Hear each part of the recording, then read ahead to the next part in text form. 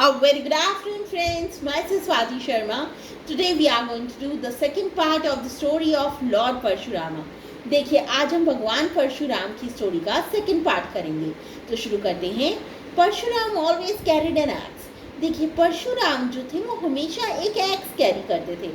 X क्या होता है? कुल्हाड़ी. ये कुल्हाड़ी उन्हें किसने दी? Which was receive from lord Shiva.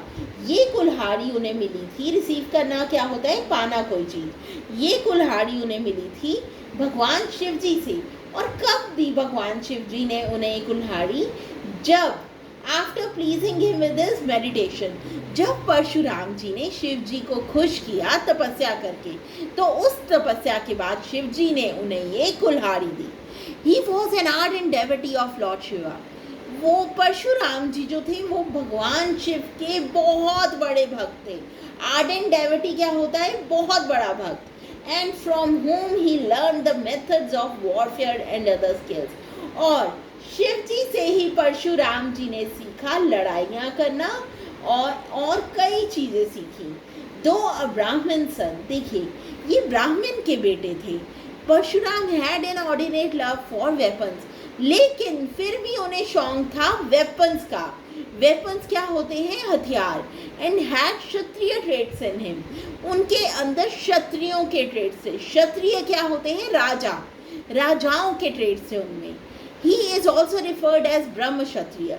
इसी वजह से, क्योंकि उनके अंदर ब्राह्मण के ट्रेड्स भी थे और क्षत्रियों के ट्रेड्स भी थे, इसी वजह से उन्हें क्या कहते हैं? ब्रह्म क्षत्रिय. ब्रह्म क्षत्रिय क्या होता है?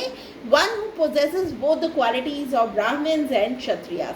वो इंसान जिसके अंदर ब्राह्मण्स की और क्षत्रियास की दोनों की क्वालिटीज हों, उसे कहते हैं ब्रह्म क्षत्रिय. देखिए अब वो ब्रह्म क्षत्रिय क्यों थे, कैसे बने?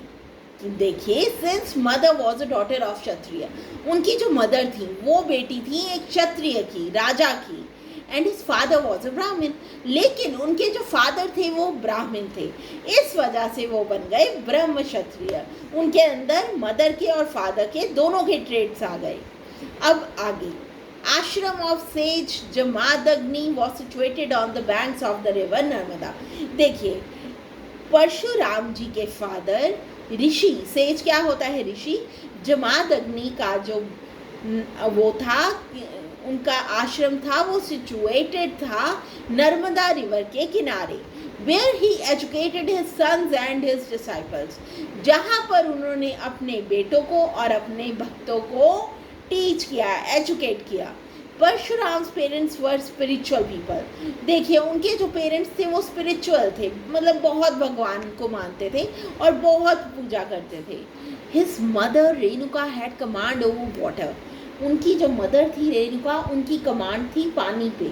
And his father Jamadagni over fire. और उनके जो फादर जमादग्नि थे उनकी कमांड थी फायर पे, आग पे.